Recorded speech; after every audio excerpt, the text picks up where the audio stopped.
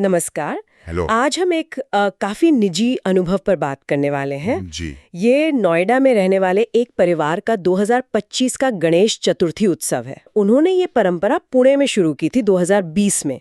तो इस वर्णन में परंपराएं भी हैं, कुछ अचानक आई मुश्किलें भी, परिवार से दूरी का एहसास भी है और हाँ, पर्यावरण को लेकर एक सोच भी दिखती है। तो चलिए इस अनुभव में थोड़ा और गहरा उतरते हैं। ये बात है 27 अगस्त 2025 बुधवार की। नोएडा में इस परिवार ने गणेश चतुर्थी मनाई। इस बार के उत्सव में एक अलग सी थोड़ी भावनात्मक गहराई भी थी। उनका बेटा आर्यन जो यूके में पढ़ रहा है, वो पहली बार पूजा में फिजिकली शामिल नहीं हो पाया। तो जाहिर है घर में उसकी कमी महसूस हुई होगी। हाँ, ये आजकल बहुत आम है। बच्चे बाहर पढ़ रहे हैं, काम कर रहे हैं। लेकिन हाँ, तकनीक ने थोड़ी मदद की। वर्णन में है कि पूजा के टाइम आर्यन को वीडियो कॉल पर जोड़ा गया, गणपति के दर्शन करवाए, आशीर्वाद दिलवाया। यूके में उस वक्त सुबह थी, तो टाइमिंग भी ठीक बैठ गई। छोटी बात है, पर आज की सच्चाई है। खैर, इस वर्णन में एक और चीज जो लगातार सामने आती है, वो है पर्यावरण को लेकर चिंता या कहीं जागरूकता। इस साल भी, जैसे वो हमेशा करते हैं, इको फ्रेंडली गणेश प्रतिमा ही मंगवाई। पहले तो वो पुणे की किसी खास दुकान से लाते थे, लेकिन नोएडा में वैसी दुकान नहीं मिली, तो इस बार अमेज़न से ऑर्डर की। अच्छा, अमेज़न से? हाँ, बताया गया है कि ये मूर्तियां मिट्टी, प्राकृतिक रेशों, जैविक रंगों से बनी है, मतलब विसर्जन के बाद पानी या पर्यावरण को नुकसान नहीं। एक मजेदार बात ये भी लिखी कि पैकिंग इतनी जबरदस्त थी कि खोलने में ही काफी टाइम लग गया। हाँ। देखिए, इको फ्रेंडली मूर्तियों का चलन बढ़ना तो बहुत अच्छी बात है, खासकर शहरों में जहां प्रदूषण वैसे ही एक बड़ा मुद्दा है। और अमेज़न जैसे ऑनलाइन प्लेटफॉर्म पर इनका मिलना ये दिखाता है कि ई कॉमर्स कैसे हमारी पारंपरिक जरूरतों को भी पूरा कर रहा है। अच्छा, अब आते हैं तैयारी और पूजा वाले दिन पर। जैसा होता है त्योहारों में, सब कुछ एकदम प्लान के मुताबिक नहीं चलता। गणेश चतुर्थी की सुबह घर की अच्छी तरह सफाई हुई, ड्राइंग रूम में पूजा की जगह सजी, लेकिन उसी दिन उनकी जो मेड आती हैं वो नहीं आई। ओ, त्योहार वाले दिन ही? हाँ, तो मतलब घर की पूरी सफाई से लेकर पूजा की तैयारी, फिर प्रसाद बनाना, सब कुछ अचानक से खुद ही करना पड़ा। उन्होंने लिखा भी है कि एक पल को ख्याल आया कि कहीं ये भगवान की तरफ से उनकी भक्ति या धैर्य की कोई परीक्षा तो नहीं। ये स्थिति बहुत जानी पहचानी सी लगती है। शहरी जीवन में हम अक्सर बाहरी मदद पर निर्भर हो जाते हैं, लेकिन शायद जैसा आपने कहा, वो परीक्षा वाली भावना, जब आप खुद हर चीज में लगते हैं, अपने हाथ से करते हैं, तो उस त्योहार से जुड़ाव, वो एहसास शायद ज्यादा गहरा हो जाता है। खैर, इन सब के बावजूद पूजा बिल्कुल शुभ मुहूर्त में सुबह 11:15 से दोपहर 1 बजे के बीच ठीक से शुरू हुई। पति पत्नी दोनों ने मिलकर पूजा की और आरती में पारंपरिक जय गणेश देवा तो गाई ही, साथ में महाराष्ट्र की जो मशहूर आरती है सुख करता दुखरता, वो भी गाई।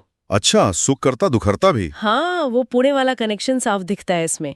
बाद में प्रसाद वगैरह हुआ और शाम को फिर भोग लगाकर आरती की गई। ये सुख करता दुखरता का शामिल होना, ये सिर्फ पुणे की याद नहीं, ये दिखाता है कि कैसे संस्कृतियां मिलती हैं।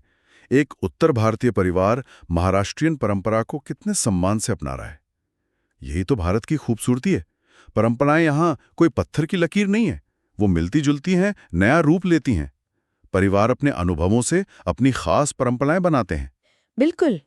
अच्छा, अगले दिन की सुबह भी कुछ ऐसी रही। पति ऑफिस गए और मेड फिर नहीं आई, तो वर्णनकर्ता ने लिखा है कि बस गणपति की कृपा से अकेले ही सब संभाला और अगले दिन के जो भी विधि विधान थे वो पूरे किए। यहाँ ये भी बता दूं कि ये परिवार मूर्ति सिर्फ 1.5 दिन के लिए ही रखता है। अब आते हैं विसर्जन पर। ये इस अनुभव का एक और खास पड़ाव था, जिसमें आज के शहरी जीवन की एक और सच्चाई सामने आई। दिल्ली एनसीआर जैसे शहरों में अब नदियों या तालाबों में मूर्तियों का विसर्जन तो मना है, पर्यावरण नियमों की वजह से। पिछले साल इनकी सोसाइटी में एक आर्टिफिशियल तालाब जैसी व्यवस्था थी विसर्जन के लिए, लेकिन इस बार वो नहीं थी। तो फिर? तो परिवार ने बहुत ही प्रैक्टिकल और जिम्मेदार तरीका अपनाया। घर पर ही एक बड़ी बाल्टी में साफ पानी भरा और तय किया कि उसी में विसर्जन करेंगे। शाम को करीब 7 बजे गणपति बप्पा मोरया, अगले बरस तू जंदिया के जयकारों के साथ बहुत सम्मान से मूर्ति को उसी जल में विसर्जित कर दिया। घर पर ही, बाल्टी में? हाँ, उन्होंने लिखा है कि वो पल बहुत भावुक था। शायद बाहर वाली धूमधाम नहीं थी, लेकिन घर के शांत माहौल में परिवार ने सबके लिए सुख शांति की प्रार्थना की और बप्पा को विदा किया। अनुभव शायद बाहरी दिखावे से ज्यादा अंदरूनी भक्ति पर केंद्रित हो गया। ये घर पर विसर्जन की बात, ये बिल्कुल शहरी जीवन की मजबूरियों और बढ़ती पर्यावरण चेतना का नतीजा है। अगर हम इस पूरे वर्णन को देखें तो कई चीजें एक साथ जुड़ती हैं। देखो, व्यक्तिगत हालात हैं, बेटा दूर है, टेक्नोलॉजी से जुड़ रहा है। फिर बाहरी चीजें हैं, मेड नहीं आई, उसका असर पड़ा। शहरी नियम है, पर्यावरण की चिंताएं हैं, जिसने विसर्जन का तरीका बदल दिया। और इन सब के बीच वो पुणे से आई परंपरा का मेलजोल और अमेज़न से मूर्ति मंगाना, ये सब मिलकर 2025 में गणेश चतुर्थी मनाने की एक बहुत ही आज के ज़माने की तस्वीर बनाते हैं। बिल्कुल।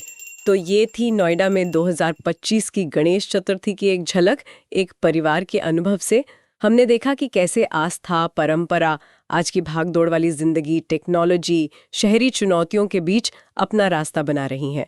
ये कहानी है ढल जाने की, परिवार के जुड़ाव की, चाहे वो मीलों दूर से ही क्यों ना हो, और साथ ही पर्यावरण के प्रति अपनी जिम्मेदारी समझने की भी। हाँ, और इसी सोच के साथ हम आज की ये चर्चा यहीं खत्म करते हैं।